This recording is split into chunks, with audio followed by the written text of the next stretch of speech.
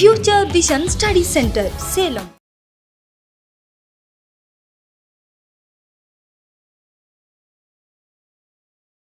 National simple space பண்ணி நம்ம பார்த்துட்டு இருக்கும்போது ஸோ அதோட அடாப்டட் இயர் நம்ம மென்ஷன் பண்ணிக்கலாம். So national tree banyan tree அப்படின்னு நம்ம மென்ஷன் பண்ணுவோம். இந்த இயர் 1950 அடாப்டட் இந்த இயர் 1950 அப்படின்னு நம்ம சொல்லுவாங்க. It determines or it explains the strength of the country and the unity of the country. So நாட்டோட பலம் மற்றும் அந்த ஒற்றுமையை பற்றி வந்து பேசுது அப்படின்னு வந்து மென்ஷன் பண்ணியிருக்காங்க. அதில் இருக்கக்கூடிய கிளை வேர்கள் மாதிரி நிறைய ஸ்டேட்ஸ் இருந்தாலும் நம்ம வந்து ஒற்றுமையோட பலப்படுத்தக்கூடிய ஒரு விஷயமாக இருக்குது அப்படின்னு நம்ம மென்ஷன் பண்ணிக்கலாம்.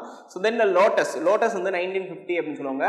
நேஷனல் ஃப்ளார் அப்படின்னு நம்ம சொல்லுவாங்க. ஆன்சியன் காலகட்டத்திலேருந்தே நமக்கு லோட்டஸ் ஒரு ரொம்ப முக்கியமான ஒரு ஃப்ளாராக இருக்கிறதுனால அடாப்ட் பண்ணியிருந்தாங்க. Then the mango is a national fruit 1950 அப்படின்னு நம்ம சொல்லலாம். adopted in 1950. These three are commonly adopted in the year 1950. After that peacock became the Indian national bird in the year 1963 அப்படின்னு வந்து மென்ஷன் பண்ணலாம். சரிங்களா? தமிழ்நாட்டில் விராலிமலை அப்படின்னு சொல்லக்கூடிய இடத்துல வந்து பீகாக் சான்ச்சுரி அப்படின்னு சொல்லி இருக்கு அப்படின்னு நம்ம சொல்லுவோம். which is in Pudukkottai district அப்படின்னு மென்ஷன் பண்ணுவாங்க.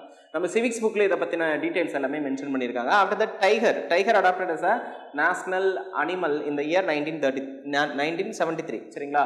Before that up to 1973 it was lion தான் என்னவா வச்சிருந்தோம் அப்படின்னா நேஷனல் அனிமலா வச்சிருந்தோம். அதுக்கப்புறம் இந்த டைகர் வந்து மாத்திரம் because tiger is the most significant animal for the ecosystem. So இக்கோசிஸ்டத்துக்கு ரொம்ப முக்கியமான ஒரு விஷயமாக நம்ம குறிப்பிடலாம். ஸோ அதில் என்ன மென்ஷன் பண்றாங்க அப்படின்னா 70% of the world tigers were accumulated in Tamil Nadu சரி as well as இந்தியா. சரிங்களா?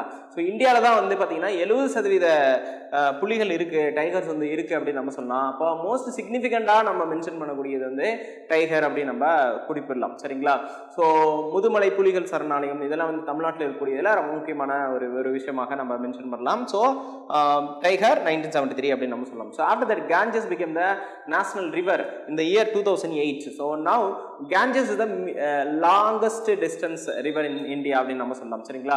ஸோ 25 கிலோமீட்டர் அப்படின்னு சொல்லுவாங்க. 2525 கிலோமீட்டர் ஆஃப் லென்த் அப்படின்னு நம்ம மென்ஷன் பண்ணுவோம். இந்தியன் டெரிட்டரிக்குள்ள லாங்கஸ்ட் அப்படின்னு நம்ம மென்ஷன் பண்ணோமா நம்ம வந்து Ganges சொல்லலாம். ஸோ அதை தாண்டி it was originated in the Gangotri region அப்படின்னு நம்ம மென்ஷன் பண்ணுவோம். ஸோ அந்த இடத்துல தான் அது வந்து வருது அப்படின்னு சொல்லுவாங்க. அதே மாதிரி பார்த்தீங்கன்னா இதுக்கு ட்ரிபியூட்டரிஸ் வந்து இருக்கு அப்படின்னு நம்ம சொல்லலாம். யமுனா அப்படின்னு மென்ஷன் பண்ணலாம். தென் Ganges பார்த்தீங்க அப்படின்னா அதாவது பங்களாதேஷ்லயும் ஒரு பாயக்கூடிய ஒரு சூழ்நிலை இருக்கு அப்படின்னு சொல்லுவாங்க. அங்க வந்து பத்மா அப்படிங்கிற ஒரு நேம்ல வந்து அது இருக்கு அப்படின்னு நம்ம சொல்லலாம். So however it was adopted in 2008 as a national river அப்படின்னு நம்ம சொல்லலாம். So national tree, national flower, national fruit and national bird, national animal as well as national river அப்படின்னு சொல்றது இதுல கொடுத்துருக்கூடிய ரொம்ப முக்கியமான ஒரு விஷயம். So after that elephant was a national heritage animal. It was adopted in 2010. சரிங்களா? எலஃபண்ட் பார்த்தீங்கன்னா பிரம்மாண்டமான ஒரு ரொம்ப வரலாற்று ரீதியிலே ரொம்ப முக்கியமான ஒரு விஷயமா படுதுங்கிறதுனால 2010ல எலஃபண்ட் வந்து நேஷனல் ஹெரிடேஜ் அனிமல் அப்படிங்கிற ஸ்டேட்டஸ் கொண்டு வந்தாங்க. தென் Ganges river dolphin as well as river dolphin adopted as a national aquatic animal. சரிங்களா? அப்போ இது ஹெரிடேஜ் அனிமல். இங்க பார்த்தீங்க அப்படின்னா அக்வாட்டிக் அனிமல் அப்படின்னு நம்ம மென்ஷன் பண்ணுவாங்க. So it was adopted in the year 2010 அப்படின்னு நம்ம சொல்லலாம். சரிங்களா? தென் த லாக்டோபெசில்லஸ் எல்ப்ரோக்கில் அப்படின்னு சொல்லக்கூடிய ஒரு பாக்டீரியா. சரிங்களா? லாக்டோபெசில்லஸ் bacteria adopted as a national microorganism of India which was adopted in the year 2012 அப்படின்னு நம்ம சொல்லலாம். சரிங்களா? now national heritage animal, then பாத்தீங்க அப்படின்னா national aquatic animal as well as in the national microorganism. These are all the different sections. ஒவ்வொன்றுக்கும் ஒரு importance இருக்கிற காரணத்தினால தான் நேஷனல் இம்பார்ட்டன்ஸ் வந்து கொடுக்குறாங்க அப்படின்னு நம்ம சொல்லலாம்.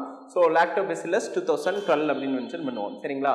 நெக்ஸ்ட் வந்து இந்த ஒரு விஷயத்தில் நம்ம கவனிக்கலாம். அடிக்கடி கோர்ட் வந்து பார்த்தீங்க அப்படின்னா நேஷனல் இம்பார்ட்டன்ஸ் சொல்லிட்டு லிவிங் இம்பார்ட்டன்ஸ் அப்படின்னு சொல்லக்கூடிய ஒரு சில ஸ்டேட்டஸ் வந்து கொடுப்போம். ஃபார் எக்ஸாம்பிள் ஒரு ரிவருக்கோ அல்லது ஒரு பர்டிகுலர் ஃபாரஸ்ட்டுக்கோ அதை வந்து கொடுப்பாங்க. சம் அதர் மவுண்டைன்ஸ் கூட கொடுப்பாங்க. அப்போ வாழும் முக்கியத்துவம் வாய்ந்த ஒரு பொருள் அப்படிங்கிற ஸ்டேட்டஸ் கொடுப்பாங்க. அப்படின்னா என்ன ஆகுதுன்னா அது அழிவை நோக்கி போயிட்டு இருக்கா, அதை தடுத்து நிறுத்த வேண்டியது நம்ம அரசாங்கத்தோட கடமை அப்படின்னு சொல்லலாம். ஸோ அப்படி ஒரு ஸ்டேட்டஸ் கொடுத்துட்டாங்கன்னா அது வந்து சுற்றுச்சூழலுக்கு பாதிப்பு ஏற்படுத்தாம மறுசீரமைக்கப்பட வேண்டும் அப்படின்னு சொல்றதா நம்ம ஜென்ரலா சொல்லக்கூடிய ஒரு விஷயம் அப்படின்னு நம்ம சொல்லலாம். சரிங்களா? ஆஃப்டர் தட் நேஷனல் பிளட்ஜ் அப்படின்னு சொல்லுவாங்க, உறுதிமொழி அப்படின்னு சொல்லுவாங்க. India is my country, all Indians are brothers and sisters அப்படின்னு சொல்றது. சரிங்களா? ஸோ அப்போ இந்தியா எனது நாடு, அனைத்து இந்தியர்களும் எனது சகோதர சகோதரிகள் அப்படின்னு சொன்னது யாரு அப்படின்னு வந்து கேட்கலாம். சரிங்களா? பிடிமாரி வெங்கட சுப்பராவ் அப்படின்னு நம்ம சொல்லலாம். So Venkata Subba Rao from Andhra Pradesh, he was wrote the national pledge in Telugu version. சரிங்களா, தெலுங்குல தான் எழுதியிருப்பாரு. So then it adopted as a national pledge அப்படின்னு சொல்லலாம். Venkata Subba Rao was the person who proclaimed the national pledge for India அப்படின்னு நம்ம சொல்லலாம். சரிங்களா, after that the national currency யார national currency அப்படின்னு நம்ம மென்ஷன் பண்ணும்போது ஸோ ருப்பியா அப்படின்னு நம்ம சொல்லியிருப்போம். ருப்பியான்னு சொன்னோடனே it was introduced by Sher Shah Zur.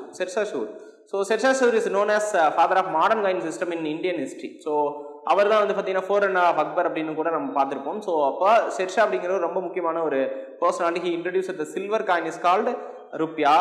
So rupiah is a Sanskrit word which means silver. So அதனால நம்ம ருப்பியா வந்து அடாப்ட் பண்ணிட்டோம். After that the symbol was created in the year 2010 by T Udayakumar. சரிங்களா, T Udayakumar was the person who designed the symbol is called rupee in the year 2010 அப்படின்னு mention பண்ணலாம். Then the national calendar. So what is the need of national calendar? Every country consists of their own calendar அப்படின்னு நம்ம சொல்லலாம். So அதை மாதிரி நமக்கு வந்து ஹிஸ்டாரிக்கலாக வந்து கனிஷ்கா ஏஜில் இருக்கக்கூடிய கேலண்டரை நம்ம யூஸ் பண்ணுறோம். So that is called Saha calendar. So national calendar is also known as Saha calendar. So why the name Saha mentioned அப்படின்னு நம்ம சொல்லலாம். சகாங்கிற பேர் அங்கே ஏன் வந்துச்சு அப்படின்னு பார்த்தீங்கன்னா it was recommended by Meghnath சகா who was the astronomer. So well known astronomer Meghnad சகான்னு சொல்லலாம். ஸோ இவர் தான் வந்து பார்த்தீங்கன்னா நேஷனல் கேலண்டரை வந்து இவர் வந்து அடாப்ட் பண்ணுறதுக்கு நிறைய ரிசர்ச் வந்து பண்ணாருன்னு சொல்லலாம். So national calendar AD 78. So கிபி அப்படின்னு மென்ஷன் பண்ணலாம். காமன் இரா அப்படின்னு மென்ஷன் பண்ணுறோம். 78ல் வந்துச்சு. கனிஷ்கா ஏஜ் சார்ந்தது அப்படின்னு நம்ம சொல்லலாம். சரிங்களா, and 22 March 1957 the committee was headed by Meghnath சகா was organized. ஸோ இதை வந்து ஆர்கனைஸ் பண்ணுறாங்க. ஸோ நம்ம இந்த இடத்துல நம்ம புரிஞ்சிக்க வேண்டிய ஒரு விஷயம் அப்படின்னா national calendar was started on the date March 22 அப்படின்னு நம்ம மென்ஷன் பண்ணுவோம். சரிங்களா, ஸோ அப்போ March 22 ஸ்டார்ட் ஆகும். இந்த leaf years it was changed to March 21 அப்படின்னு நம்ம குறிப்பிடலாம். ஸோ இதெல்லாம் வந்து பார்த்தீங்கன்னா இதில் இருக்கக்கூடிய ரொம்ப முக்கியமான ஒரு விஷயம். Chaitra was the first month in national calendar அப்படின்னு நம்ம சொல்லலாம். ஸோ அப்போ இது எல்லாமே நேஷனல் இம்பார்ட்டன்ஸ் அப்படின்னு நம்ம சொல்லலாம். ஸோ நேஷனல் ஹாலிடேஸ் அப்படின்னு சொல்லக்கூடிய ஒரு டாபிக் வந்து பார்க்கலாம். நேஷனல் ஹாலிடேஸோட இம்பார்ட்டன்ஸ் என்ன அப்படின்னா இதுக்கும் கான்ஸ்டியூஷனுக்கும் பெரிய அளவு சம்மந்தம் கிடையாது. இருந்தாலும் நம்ம ஜென்ரலாக அப்சர்வ் பண்ணக்கூடியதுனால அதை பற்றின பேசிக்கான டீட்டெயில்ஸ் வந்து பார்க்கலாம். So first one is independence day celebrate on August 15 every year அப்படின்னு நம்ம மென்ஷன் பண்ணுவோம். ஸோ அதில் நம்ம தமிழ்நாடு பேஸ் பண்ணி பார்க்கும்போது மகாகவி பாரதியார் ஒரு பாடல் வந்து எழுதியிருப்பாங்க. ஸோ தட் இஸ் கால்ட் ஆடுவோமே பல்லு பாடுவோமே அப்படின்னு சொல்லக்கூடிய ஒரு சாங். சரிங்களா, ஆனந்த சுதந்திரம் அடைந்து விட்டோம் அப்படின்னு சொல்லக்கூடிய ஒரு சாங் வந்து கொடுத்துருப்பாங்க. ஸோ இந்த சாங் வந்து ஆல் இண்டியா ரேடியோவில் வந்து பாடினவங்க யார் அப்படின்னு வந்து கேட்கறதுக்கு சான்சஸ் இருக்கு. It was sung by T K. Pattammal was the singer, women singer who sung the song ஆடுவோமே பல்லு பாடுவோமே during the liberation. So independence கிடைச்சப்ப முதல்ல பாடினவங்க வந்து டி.கே. பட்டம்மாள் அப்படின்னு நம்ம மென்ஷன் பண்ணலாம். So after that republic day celebration on January 26 அப்படின்னு நம்ம மென்ஷன் பண்ணுவோம். சரிங்களா, it was organised on the date called January 26. So now August 1947 26 January 1950 வரைக்கும். சரிங்களா, இந்த காலகட்டங்களில் பிரிட்டிஷோட குவீன் தான் என்னவா இருந்தாங்கன்னா ஹானரடியாக இருந்தாங்க அப்படின்னு நம்ம சொல்லலாம். சரிங்களா, ஸோ ஹானரடி ஒரு சீஃப் மாதிரி மென்ஷன் பண்ணியிருந்தாங்க. So between the date August 1947 26 January 1950 வரைக்கும் இருந்துச்சு அப்படின்னு நம்ம மென்ஷன் பண்ணலாம். சரி, ஓகே. ஸோ அதுதான் என்ன கொடுத்துருப்பாங்க அப்படின்னா ரிபப்ளிக் டே செலிப்ரேஷன் January 26 சொல்லுவாங்க. ஸோ தென் ரிபப்ளிக் டேவில் வேற என்ன, ரிபப்ளிக் டேவுக்கும் இண்டிபெண்டன்ஸ் டேவுக்கும் இருக்கக்கூடிய விஷயம் என்ன அப்படின்னா நேஷனல் ஃபிளாக் வந்து ஹாய்ஸ்ட் பண்ணக்கூடியது அப்படின்னு நம்ம சொல்லுவாங்க. ஸோ தேசிய கொடியை ஏற்றுவது. சுதந்திர தினம் தானே பிரைம் மினிஸ்டர் வந்து அதை வந்து ஏற்றுவார். அதே மாதிரி பார்த்தீங்கன்னா குடியரசு தினம் சொல்லக்கூடிய ரிபப்ளிக் டே பார்த்தீங்க அப்படின்னா president was the person who hoist the national flag அப்படின்னு நம்ம மென்ஷன் பண்ணலாம். சரிங்க, so these are the basic things அப்படின்னு நம்ம மென்ஷன் பண்ணுவோம். தென் ஆஃப்டர் தட் இந்த ஸ்டேட்ல பார்த்தீங்கன்னா prime minister, chief minister for independence day and governor வந்து பார்த்தீங்க அப்படின்னா ரிபப்ளிக் டே அப்படின்னு சொல்லி மென்ஷன் பண்ணுவோம். ஸோ அந்த காலகட்டங்களில் நேஷனல் ஃபிளாக் ஹாய்ஸ்ட் பண்ணுவாங்க அப்படின்னு சொல்லலாம். So then what is called beating retreat? What is the objective of or what is the explanation for the beating retreat? Beating retreat அப்படிங்கிறது என்ன அப்படின்னா ஒரு போரில் போயிட்டு வெற்றி பெற்றுட்டு அந்த அணிவகுப்பு நடத்துறத வந்து பீட்டிங் ரீட்ரீட் அப்படின்னு மென்ஷன் பண்ணுவாங்க. ஸோ அதே மாதிரி தான் வருடம் வந்து இது வந்து நடக்கும். இது பிரிட்டிஷ் காலகட்டத்திலிருந்து இருக்கக்கூடிய நடைமுறை காரணமாக வருஷம் என்ன பண்ணுறாங்கன்னா ஆர்கனைஸ் பண்ணுறாங்க. ஸோ த டேட் வாஸ் வந்து 29 சரிங்களா ஜான்வரி அப்படின்னு மென்ஷன் பண்ணுவோம். ஸோ 26 January நம்ம என்ன சொல்லுவோம்னா ரிபப்ளிக் டேன்னு சொல்லுவோம். ஸோ 29 January வந்து பீட்டிங் ரீட்ரீட் வந்து நடக்கும். இட் வாஸ் ஃபங்க்ஷன்டு at ராஷ்டிரபதி பவன் முன்னாடி வந்து நடக்கும். the chief guest was president அப்படின்னு நம்ம மென்ஷன் பண்ணுவோம். தென் 6 PM வந்து ஆர்கனைஸ் ஆகும். இது வந்து 6 PM வந்து ஆர்கனைஸ் ஆகிடும். ஏர் நேவி ஆர்மி அப்படின்னு சொல்லக்கூடிய 3 டிஃப்ரெண்டாக இருக்கக்கூடிய விஷயங்கள் வந்து அது different section of the army வந்து என்ன பண்ணுவாங்கன்னா அணிவகுப்பு நடந்தவங்க அப்படின்னு நம்ம மென்ஷன் பண்ணலாம். ஸோ இதை தான் இதில் நம்ம இந்த இடத்துல மென்ஷன் பண்ணியிருக்கோம் அப்படின்னு நம்ம சொல்லுவோம்.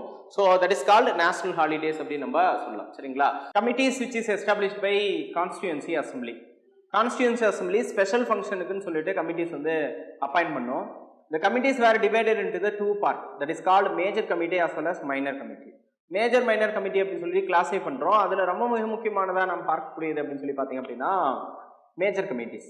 Major committees consist of 8 different committees, 8 different செக்ஷன்ஸ்ன்னு நம்ம மென்ஷன் பண்ணலாம்.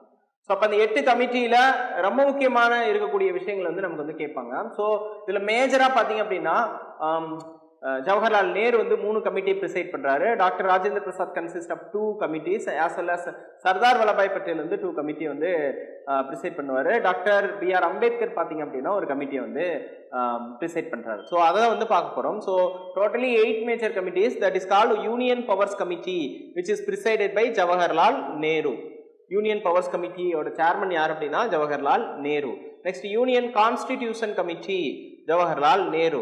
States Committee which is negotiation with which made negotiation with the state is called States Committee. States Committee also presided by Jawaharlal Nehru. So appo totally Jawaharlal Nehru who presided 3 different committees, Union Powers Committee, Union Constitution Committee and States Committee அப்படி சொல்லி சொல்லலாம். 3 committee preside பண்ணவர் ஜவஹர்லால் நேரு அப்படின்னு நம்ம சொல்லலாம். So after that 4th committee, Rules of Procedure Committee. Rules of Procedure Committee was presided by Dr. Rajendra Prasad. Rules of Procedure Committee was presided by Dr. Rajendra Prasad அப்படின்னு நம்ம சொல்லலாம். 5th committee, so 5th committee Steering Committee. Steering Committee was presided by Dr. Rajendra Prasad. So now Jawaharlal Nehru consists of 3 committees and Dr. Rajendra Prasad consists of 2 committees, respectively Rules of Procedure Committee as well as Steering Committee. So இதோட ஓலுக்கு meaning union powers அப்படின்னு நம்ம mention பண்ணுவோம். So the power division is the important factor to make the federal state. So ஒரு ஃபெடரலுக்கு ஒரு கூட்டாட்சியில power டிஸ்ட்ரிபியூஷன்ங்கிறது ரொம்ப முக்கியமானது. அதுல union பவர்ஸ்க்கு வந்து அந்த கமிட்டிக்கு எதெல்லாம் அலோகேட் பண்ணலாங்கிறது வந்து Jawaharlal Nehru was the person who responsible. Then the Union Constitution Committee, the structure of the union government அப்படின்னு நம்ம சொன்னா அது வந்து Jawaharlal Nehru. Then the negotiation with the state அப்படின்னு சொன்னாலும் Jawaharlal Nehru. Rules of procedure to organize the constituency assembly அப்படின்னு சொன்னாலும் அதே மாதிரி ரூல்ஸ்ன்னு சொன்னாலும் வந்து டாக்டர் ராஜேந்திர பிரசாத் சொல்றோம். After that steering committee which அது என்ன பண்ண சர்வை அது இருக்கக்கூடிய அந்த ஒரு கமிட்டியை வந்து பார்த்தீங்க அப்படின்னா அது வியூ பண்ணும். So censorship as well as பார்த்தீங்க அப்படின்னா எஸ்டிமேஷன் எக்ஸாக்ட்லி. ஸோ எஸ்டிமேட் பண்ணோம் அப்படின்னு நம்ம சொல்லலாம். ஸோ அது எல்லாமே ஸ்டீரிங் கமிட்டி அப்படின்னு நம்ம மென்ஷன் பண்ணலாம். ஒரு கமிட்டி எப்படி ஃபங்க்ஷன் ஆகுதுங்கிறத வழி நடத்தும், தமிழில் சொன்னால் வழி நடத்தும் குழு அப்படின்னு சொல்லுவாங்க. After that drafting committee most significant question அப்படின்னு சொல்லலாம். சரிங்களா? இந்தியன் கான்ஸ்டியூஷனில் ரொம்ப மிக முக்கியமான ஒரு கொஸ்டின் அப்படின்னு சொன்னால் it was drafting committee which is written by doctor B.R.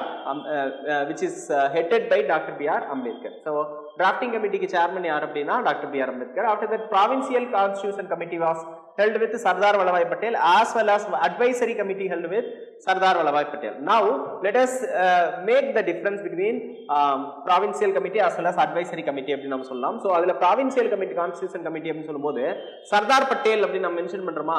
So province லெவலில் இருக்கக்கூடிய பவர்ஸ் வந்து சர்தார் பட்டேல் வந்து இருக்காரு அப்படின்னு நம்ம சொல்லலாம். ஸோ அதற்கு அடுத்து பார்க்கும்போது அட்வைசரி கமிட்டி அப்படின்னு நம்ம சொல்லும்போது advisory committee consist of subdivisions called subcommittees, fundamental rights subcommittees, tribal subcommittees, minority subcommittees as well as excluded and partial excluded committees அப்படி நம்ம சொல்லலாம். ஸோ அதில் அட்வைசரி கமிட்டி சப்கமிட்டி இருக்கு. அதில் first fundamental rights subcommittee was presided by J.P. Kripalani. Fundamental rights subcommittee was presided by J.P. Kripalani அப்படின்னு சொல்லுவாங்க. Already we know J.P. Kripalani was the person who recommended or requested Sachinanda Singha to be as the temporary president during the first Constituency Assembly meeting which is held in the year December 9, 1946 அப்படி நம்ம சொல்லலாம். So after that minorities committee, minority subcommittee was presided with H.C. Mukherjee who was the vice president of the Constituency Assembly. சரிங்களா? Next வந்து north east and Assam excluded and partially excluded areas and tribal areas ன்னு சொல்லலாம்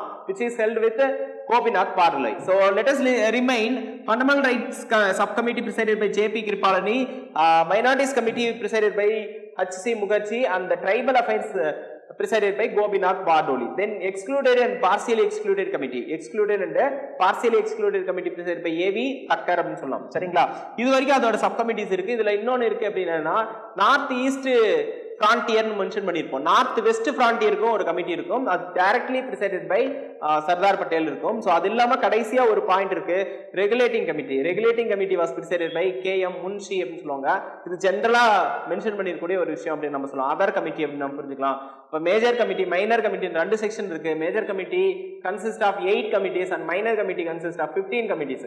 minor கமிட்டிஸ்ல மொத்தம் 15 இருக்கு, major கமிட்டில வந்து 8 இருக்கு அப்படின்னு நம்ம சொல்லலாம். மைனர் கமிட்டிஸ் அப்படின்னு சொல்லக்கூடிய ஒரு செக்ஷன் வந்து பார்க்க போறோம். ஸோ மேஜர் கமிட்டிஸ் அப்படின்னு சொல்லி முன்னாடியே நம்ம பார்த்தாச்சு. மைனர் கமிட்டிஸ்ல பாத்தீங்க அப்படின்னா நிறைய முக்கியமான ஃபேக்டர்ஸ் வந்து இருந்தாலும் ஸோ அதுல ரொம்ப முக்கியமா நம்ம மென்ஷன் பண்ணக்கூடியது பார்த்தீங்கன்னா ஃபினான்ஸ் அண்ட் ஸ்டாஃப் கமிஷன் அப்படின்னு நம்ம சொல்லலாம். சரிங்களா? It was presided by doctor Rajendra Prasad. Finance and staff commission was presided by doctor Rajendra Prasad. Next வந்து credential committee.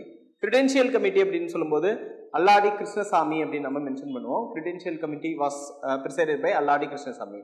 Then House Committee. House Committee was presided by Patabi Sitaramaya. Then Orders of Business Committee. KM Munshi அப்படின்னு நம்ம சொல்லலாம். சரிங்களா? Then Functions of Constituency Assembly அப்படின்னா GV Mavalankar அப்படின்னு சொல்லலாம். Again I repeated, Dr. Rajendra Prasad. Finance and Staff Committee. Then Credential Committee Alladi Krishnasamy. House Committee Patabi Sitaramaya. And finally KM Munshi Order of Business. Functions of Constituency Assembly G V மௌலாங்கர்னு சொல்லலாம். சரிங்களா? National ஃபிளாகை பொறுத்த வரைக்கும் ரெண்டு different committee இருந்துச்சு அப்படின்னு நம்ம சொல்லலாம். ஸோ அட்ஹாக் கமிட்டி அப்படின்னு ஒன்று இருக்கும். சரிங்களா? Then the full fledged committee அப்படின்னு நம்ம சொல்லியிருக்கோம். சரிங்களா? ஃபுல் ஃபிளெஜ்டு கமிட்டிக்கு வந்து JB Kripalani was the person who presided the full fledged committee அப்படின்னு நம்ம சொல்லலாம். Committee of national flag. Then the ad hoc committee was presided by doctor Rajendra Prasad அப்படின்னு நம்ம சொல்லுவோம். சரிங்களா?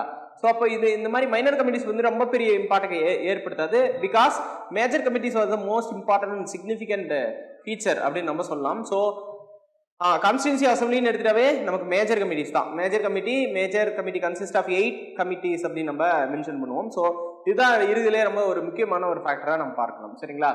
So then after drafting committee. So the most significant committee in the Indian Constituency Assembly was drafting committee. It was presided by Dr. B.R. Ambedkar. Already we know. So the Constitution Assembly appointed the drafting committee on the date 29th August 1947. சரிங்களா? ரொம்ப முக்கியமானது. Drafting committee establish பண்ணப்பட்ட date பார்த்தீங்கன்னா August 29, 1947. So August 29, 1947 was the important date. இது எப்படி ஞாபகம் வச்சுக்கலாம்? So let us clear. August 15 was the Independence Day. So after that the 14 days here which is separated to ரெண்டு செவரா பிரிச்சுக்கோங்க. ரெண்டு வாரம்னு புரிஞ்சுக்கலாம். சரிங்களா? ஸோ அப்போ ஆகஸ்ட் 15ல இருந்து ரெண்டு வாரம் பார்த்தீங்கன்னா ஒரு 14 ஆட் பண்ணுமா ஆகஸ்ட் 29 சொல்லிடலாம். வாரத்துக்கு 7 நாள். அதே மாதிரி பார்த்தீங்க அப்படின்னா இந்த கமிட்டியில பாத்தீங்க கன்சிஸ்ட் ஆஃப் 7 மெம்பர்ஸ். ஸோ அப்போ 7 அப்படின்னு சொல்லி நீங்க புரிஞ்சுக்கோங்க. Drafting committee was consist of 7 members. So which is organized on the date August 29, 1947 அப்படின்னு நம்ம சொல்லலாம். So I here explain the 7 names of the members. First one, Dr. B.R. Ambedkar, chairman of the drafting committee. Then N. Gopalasamy, a member. Alladi Krishnasamy, member. KM Munshi was another member. Syed Muhammad Sadullah was a Muslim member. So the most important part. Madhav Rao. Before that, B.L. Mitter was replaced by Madhav Rao because B.L. Mitter resigned his position from ill health அப்படின்னு நம்ம சொல்லலாம். So அப்போ இவருக்கு வந்து உடல் நலம் சரியில்லாதனால B.L. Mitter வந்து resign பண்ணிடுறாரு. அதுக்கப்புறம் யார் வர்றாங்க அப்படின்னா Madhav Rao வராரு. Then finally T.T. கிருஷ்ணமாச்சாரி அப்படின்னு சொல்லலாம். So T.T. கிருஷ்ணமாச்சாரிக்கு முன்னாடி T.P. கைத்தான் அப்படின்னு சொல்லி ஒருத்தர் இருந்தார். சரிங்களா? T.P. Khaitan was died in 1948 அவர் இறந்ததுனால அந்த பொசிஷனுக்கு வந்து T.T. கிருஷ்ணமாச்சாரி வராரு. However, the drafting committee which is appointed by the Constituency Assembly consists of 7 members. It was organized on the date is called August 29, 1947. Dr. B.R. Ambedkar was the chairman அப்படின்னு நம்ம சொல்லலாம். இந்த ரிப்ளேஸ் பண்ணப்பட்டதுல Madhav Rao, Mitter, T.T. Krishnamachari and D.P. Khaitan அப்படின்னு நம்ம சொல்லலாம். The functions of the drafting committee அப்படின்னு சொல்லி பார்த்துட்டு இருக்கோம். Drafting committee consists of 7 members which explained before. So அது முன்னாடி நம்ம பார்த்திருந்தோம். இப்போ what is the activities which is happened in during the drafting? Drafting பண்ணும்போது என்னெல்லாம் நடந்துச்சு அப்படின்னு நம்ம சொல்லலாம். ஸோ அதுக்கு முன்னாடி ஒரு விஷயத்தை புரிஞ்சுக்கலாம். Government of India act 1935. இதுதான் பார்த்தீங்க அப்படின்னா பேசிக் அந்த ஆக்ட் வச்சு தான் நம்ம இந்தியன் கான்ஸ்டியூஷன் எழுதுனாங்க. ஸோ அப்போ எடுக்கும்போது சோர்சஸ் வேற கண்ட்ரிலேருந்து எடுத்தோம். ஸோ மோர் தென் 60 கண்ட்ரீஸ்லேருந்து நம்ம என்ன பண்ணோம் அப்படின்னா சோர்சஸை எடுத்தோம். ஸோ அந்த சோர்ஸு 1935 ஆக்ட், தென் பார்லிமெண்ட்ல அவங்க டிஸ்கஸ் பண்ணக்கூடிய விஷயம், இது எல்லாத்தையும் சேர்ந்து வந்தது தான் எனக்கு டிராஃப்ட் அப்படின்னு நம்ம சொல்லலாம். சரிங்களா? அப்போ டிராஃப்ட் வந்து டிராஃப்டிங் கமிட்டி வந்து ப்ரிப்பேர் பண்றாங்க. So draft consist of 3 phases, மொத்தம் 3 காலகட்டங்கள்ல இருந்துச்சு அப்படின்னு சொல்லலாம். சரிங்களா? First drafting, second drafting, third drafting nothing but the final draft. So first draft is introduced on the date on the month February 1948. February 1948 ல கொடுத்துறாங்க. சரிங்களா? அப்போ 1947ல கிரியேட் பண்ண இந்த மிக முக்கியமான ஒரு டிராஃப்டிங் கமிட்டி தன்னோட ஃபர்ஸ்ட் டிராஃப்டை வந்து February 1948ல கொடுக்குறாங்க. Second draft October 1948, third draft பார்த்தீங்கன்னா ஃபைனல் டிராஃப்ட் November 4, 1948 அன்னைக்கு சப்மிட் பண்றாங்க கான்ஸ்டிடியூன்சி அசம்பிளில. சரிங்களா? அதுக்கப்புறம் இதை வந்து ரீடிங் எடுத்துக்கிறாங்கன்னு வச்சுக்கோமே. ஹவவர் த டிஸ்கஷன் தான் ஒரு டிராஃப்ட்டுக்கு இன்னொரு டிராஃப்ட்டுக்கும் நடுவில் வந்து என்னதுங்க டிஸ்கஷனை வந்து செய்யணும் அப்படின்னு வந்து மென்ஷன் பண்ணியிருப்பாங்க. ஸோ இந்த ஸ்பெசிபிகேஷன் பார்க்கும்போது டிராஃப்டிங் கமிட்டி ஒன்லி டுக் லெஸ் தென் 6 months, 6 மாசத்துக்குள்ளாரே அவங்க டிராஃப்டை வந்து ப்ரொடியூஸ் பண்ணிட்டாங்க. ஸோ அப்போ அவங்களோட டிராஃப்ட் வந்து 6 மாசத்துக்குள்ளாரே கொண்டு வந்தாச்சு. அதுல என்ன பிரச்சனை அப்படின்னு நம்ம பார்க்கணும். ஸோ அதுல ரொம்ப இருக்கக்கூடிய ஒரு பேசிக்கான விஷயங்கள் என்ன அப்படின்னு நம்ம பார்த்தோம் அப்படின்னா, it sat only 141 days, most important significant point அப்படின்னு சொல்லுவாங்க. So the drafting committee sat only 141 days to prepare the draft, which consists of 3 phases: first draft, second draft, and the final draft. First draft was introduced on the month February 1948, second draft is October 1948, third draft November 1949. சரிங்களா? 1948 அப்படின்னு mention பண்ணிருப்போம். சரிங்களா? So அப்போ 3 section அப்படின்னு நம்ம சொல்லியிருப்போம். So அப்போ இந்த டிராஃப்ட் முடிஞ்சதுக்கு அப்புறம் எனாக்ட்மெண்ட்டுக்கு போறோம். சரிங்களா? Enactment which means the draft presented into the constituency assembly அப்படின்னு நம்ம சொல்லுவாங்க before the chairman. ஸோ யார் வந்து பிரசிடென்டா இருக்காங்களோ அவங்க வந்து என்ன பண்றாங்க அப்படின்னா present பண்றாங்க. Now let us take up the reading. What is the context of the reading? Explanation for the reading. Reading consists of discussion as well as evaluation. சரிங்களா? கொடுத்த டிராஃப்ட் அப்படியே ஏத்துக்கணும்னு எந்த அவசியமும் கிடையாது. அந்த டிராஃப்ட்ல சேஞ்சஸ் வந்து கொண்டு வரது, அவங்க டிஸ்கஸ் பண்ணி அவங்க ஐடியாலஜி வந்து பேசுறது, இது எல்லாமே சேர்ந்ததுதான் ரீடிங். அப்ப reading consist of 3. Reading 1 to 3. First reading was begin on the date the final submission of the draft. So November 4, 1948 அன்னைக்கு தான் அவங்க வந்து ஸ்டார்ட் பண்றாங்க. எப்போ ஃபைனல் டிராஃப்ட் கொடுத்தாங்களோ அதே டேட்ல ரீடிங் ஸ்டார்ட் ஆகுது. அப் டு November 9, ஒரு 5 days வந்து டிஸ்கஸ் பண்றாங்க. After that the second discussion is the longest discussion, which started in 1948, ended in 1949, between November 15 to October 17. The third one is the last reading, which is started in November 14, 1949. இது எப்போ வந்து முடியும்? Most significant date is November 26. So November 26, 1949. சரிங்களா? So அப்போ November 26, 1949 அப்படின்னு சொல்றது தான் ரொம்ப கடைசியான adaptation, the date of adaptation அப்படின்னு நம்ம சொல்லலாம். சரிங்களா? So the Indian constitution adapted on the date is called November 26, 1949. It was signed by 284 members. So it was signed by 284 members, which India consists of 299 members. இந்தியாவுக்கு வந்து 299 member இருக்கும்போது 284 members வந்து sign பண்ணாங்க அப்படின்னு நம்ம மென்ஷன் பண்ணலாம். So after that the 15 articles came in force. 15 articles உடனடியாக நடைமுறைக்கு வந்துச்சு, which is article 5, 6, 7, 8, 9, 60, 324, 366, 367, 379, 380, 388, 391, 392 and 393 அப்படின்னு நம்ம மென்ஷன் பண்ணலாம். So which held the specific ஓரியன்டா இருக்கக்கூடிய ரொம்ப முக்கியமான விஷயங்கள் வந்து சிட்டிசன்ஷிப். சரிங்களா? So citizenship, election, parliament, temporary transitional power, short title commencement அப்படின்னு நம்ம சொல்லலாம். ஸோ அப்போ நம்ம ரொம்ப புரிஞ்சுக்க வேண்டிய விஷயம் வந்து சிட்டிசன்ஷிப் தான். சரிங்களா? இதை விட்டா எலெக்ஷன், ரெண்டு ப்ரொவிஷனும் வந்து பாத்தீங்கன்னா உடனடியாக அடாப்ட் பண்ணிட்டாங்க. சரிங்களா? ஸோ அப்போ ஃபர்ஸ்ட் உடனடியாக அடாப்ட் பண்ணதுனால இந்த சிட்டிசன்ஷிப் ஓரியன்டா இருக்கக்கூடிய பிரச்சனைகளை உடனே சால்வ் பண்ண அவங்க முயற்சி பண்ணாங்க. So after that November 26 celebrated as Constitution Day of India அப்படின்னு நம்ம சொல்லலாம். சரிங்களா? ஸோ November 26 என்னன்னு சொல்றோம்னா Constitution Day of India அப்படின்னு சொல்லி செலிப்ரேட் பண்றோம். இந்தியன் லா டேலாம் மென்ஷன் பண்ணலாம்.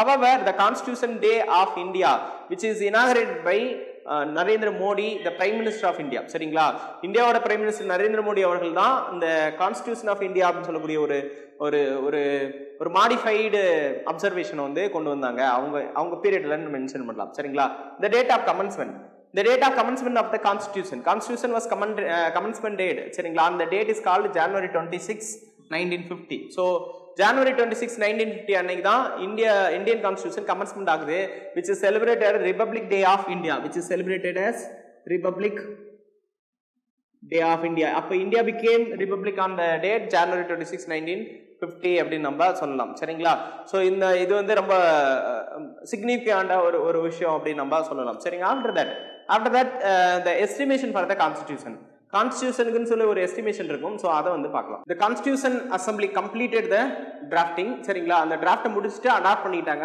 So November 26 celebrated as Constitution Day of India and January 26 celebrated as Republic Day of India. So the constitution consists of the description. அதுக்குன்னு ஒரு சில description இருக்கு. Constitution which predominantly consists preamble, part, schedule, articles as well as amendments.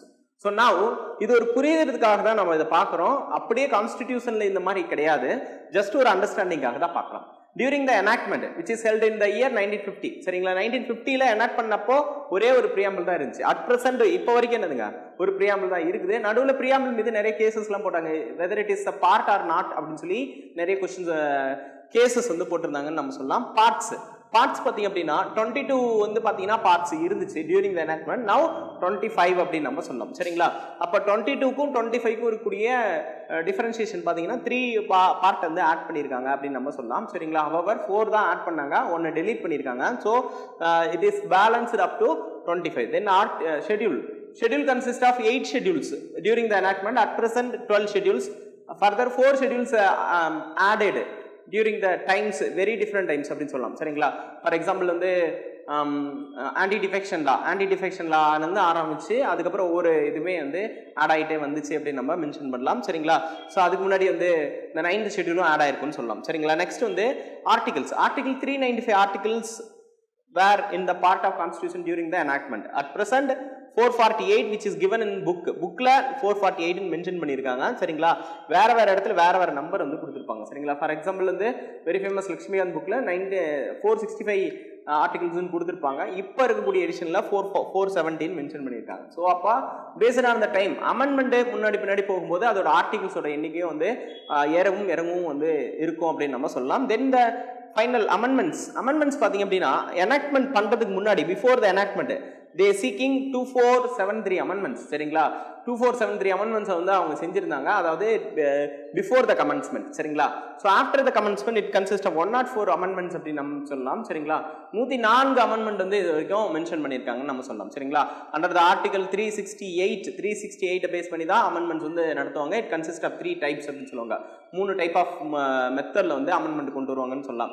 So let us compare the preamble, part, schedule, articles as well as amendments. சரிங்களா, so அதை தான் நம்ம என்ன பண்ணியிருந்தோம்னா compare பண்ணியிருந்தோம். சரிங்களா, பிரியாம்பிள் 1 to 1. சரிங்களா, நெக்ஸ்ட் வந்து பார்ட் 22 இருந்துச்சு, அதுக்கப்புறம் நாங்கள் 25 மாறிச்சு. ஷெட்யூல் 8 இருந்துச்சு, அதுக்கப்புறம் நாங்கள் 12 மாறிச்சு. 395 ஆர்டிகல்ஸ் இருந்துச்சு. தென் rice to 448 which is given in the book as well as 417 சொல்லலாம். then the article 2473, then at present 104 அப்படின்னு நம்ம சொல்லலாம். சரிங்களா, after that the main credit சரிங்களா, மெயின் கிரெடிட் யாருக்கு கொடுக்கணும் அப்படின்னு சொல்லி பார்த்தீங்கன்னா the chairman of drafting committee அப்படின்னு சொல்லுவாங்க. he is considered as modern Manu of India அப்படின்னு நம்ம சொல்லலாம். அது மட்டும் இல்லாமல் he is known as chief architect of Indian constitution, father of Indian constitution. சரிங்களா, chief architect of constitution, father of constitution சொல்லக்கூடிய பேர்ல வந்து இருக்கு அப்படின்னு நம்ம மென்ஷன் பண்ணலாம். after that Baba Saheb doctor B.R. Ambedkar. சரிங்களா, அவங்க தான் சீஃப் ஆர்கிடெக்ட், மாடர்ன் மனு, ஃபாதர் ஆஃப் இந்தியன் கான்ஸ்டிடியூஷன், எல்லா பேரும் அவருக்கு தான் மென்ஷன் பண்றோம். So he is known as Baba Sahib அப்படிங்கிற பேரெல்லாம் அழைக்கிறாங்க. he both completed his PhD as well as Columbia University as well as in the London. சரிங்களா, London school of economics mention பண்ணலாம். ஸோ அங்கேயும் as well as வந்து Columbia யூனிவர்சிட்டிலையும் தன்னோட higher ஸ்டடீஸை வந்து முடிச்சாரு. Particularly he completed PhD in Columbia University in the year of 1927. he became the first law minister of India. So இந்தியாவோட முதல் law minister அப்படின்னு மென்ஷன் பண்ணலாம். he was awarded with Bharat Ratna posthumously during the period of VP Singh. சரிங்களா, VP Singh was the prime minister who awarded Bharat Ratna posthumously to doctor BR Ambedkar இந்த year 1990. So ரொம்ப முக்கியமான ஒரு year அப்படின்னு நம்ம சொல்லலாம். சரிங்களா? So Bharat Ratna award which is initiated in 1954 தான் இனிஷியேட் பண்றாங்க.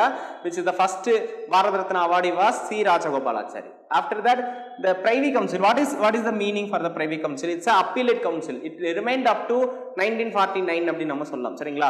ஸோ அதை மட்டும் அவங்க பிரைவி கவுன்சில் கொஞ்ச நாள் ரீடைன் பண்ணி வச்சிருந்தாங்க.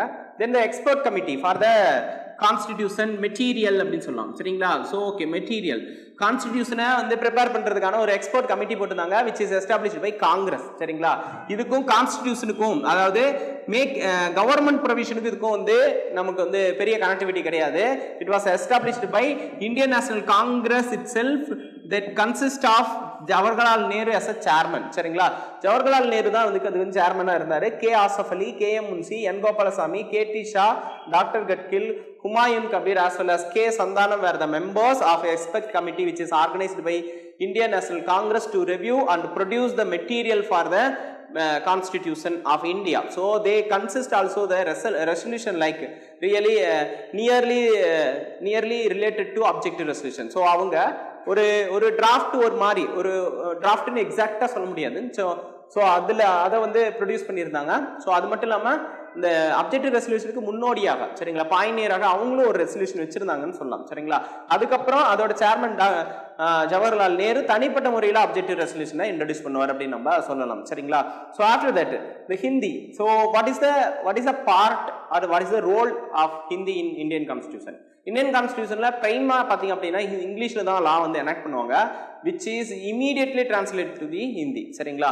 அப்போ இங்கிலீஷ்ல எனாக்ட் பண்ணாலும் ஹிந்தியில டிரான்ஸ்லேட் பண்ணப்படணும் அப்படின்னு வந்து மென்ஷன் பண்ணியிருக்காங்க. ஸோ அதுக்காக 58th அமெண்ட்மெண்ட் 1987லயே ஒரு ஆர்டிகல் 394 அப்படின்னு சொல்லி கொடுத்துருக்காங்க. பார்ட் 22 அப்படின்னு சொல்லி மென்ஷன் பண்ணியிருப்பாங்க.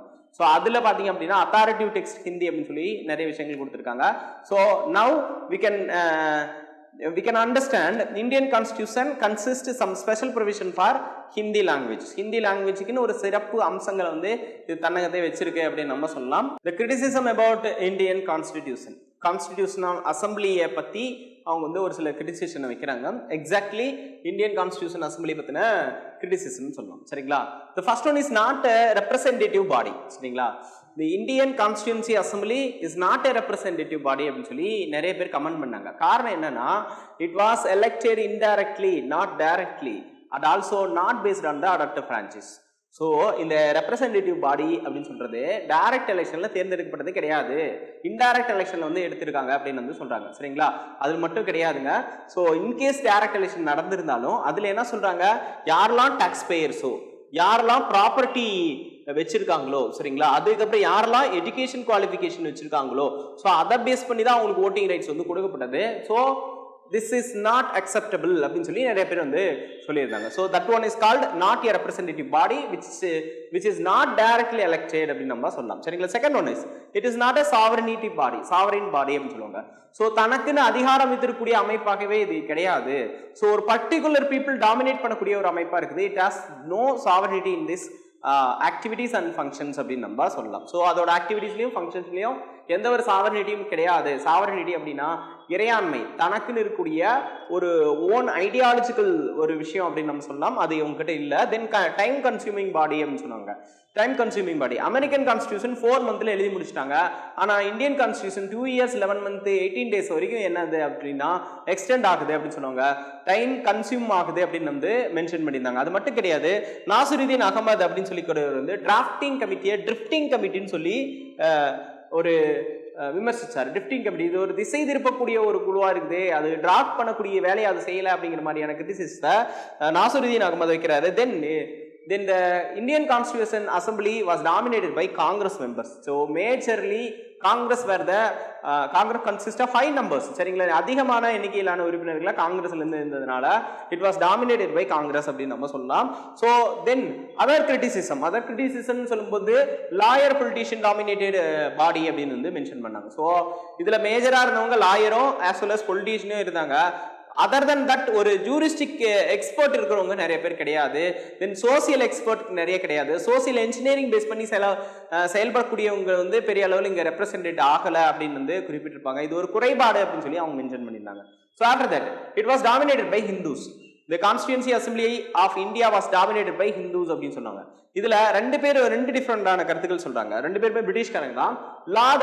Lord viscount Simon. So Lord viscount Simon என்ன சொல்றாரு அப்படின்னா, Indian Constitution Assembly is a body of Hindus. So அப்போ who stated that Indian Constitution Assembly is a body of Hindus ன்னு சொன்னது யார் அப்படின்னா சைமன் அப்படின்னு நம்ம சொல்லலாம். சரிங்களா?